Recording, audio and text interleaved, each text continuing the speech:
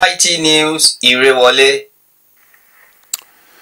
You're watching AIT Reports, where we will make another attempt to try and get across to Samson Okigbo. Samson Okigbo is a rights activist in Ebonyi State, where there appears to be large-scale compliance with the sit-at-home order prescribed by the proscribed indigenous peoples of Biafra. Samson, I guess you can hear me loud and clear now.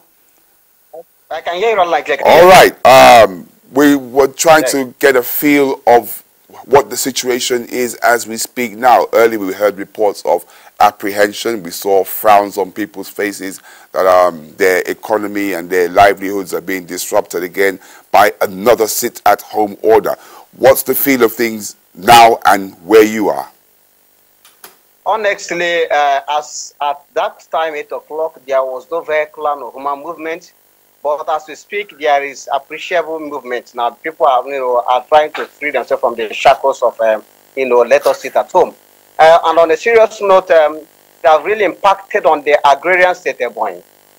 Most of us Ebonians are agrarian, and we depend on what we produce to make ends meet.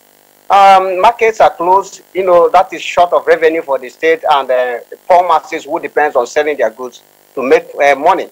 Also, the security are overstretched. What I mean, they're overstretched because they are anticipating what they don't know will happen. Because everybody is still looking at what are we expecting, because you don't even know this person, you don't know who they are, what they are doing. So people are just afraid, of coming out. But on a serious note, I think the government need to do more. Federal government of Nigeria, I'm a criminologist, and I knew that when you identify a crime, next is the solution.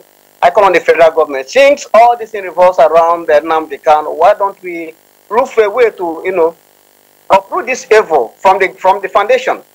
Nnamdi Kanu should be released, so that we don't know those who are the proper criminals, because everybody wants to hide under Nnamdi Kanu is under detention and this and that, to prevent crimes and this and that.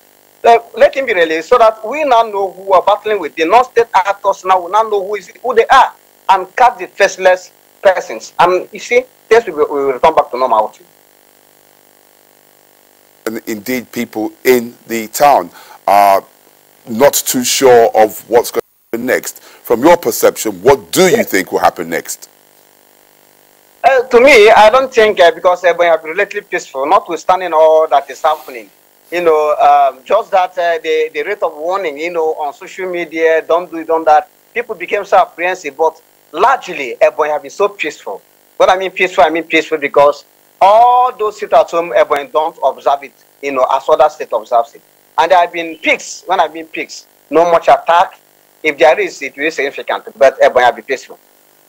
Okay, are you getting feelers about what's happening elsewhere in the southeast? Do you think the compliance is as high as it is in Ebonyi? Yes, like I told you before, from my friends, those in Anambra, they told me that everybody's sitting at home. The fear of the unknown. You know what happened yesterday in Anambra? The killing by a cutlash resulted to death of some persons, some youths. In Enugu, the governor have assured every person to go back there, to go about their normal duties. But you know what it takes? Nigerians are always afraid of their lives, and all of that. I have same, same feeling, same everywhere.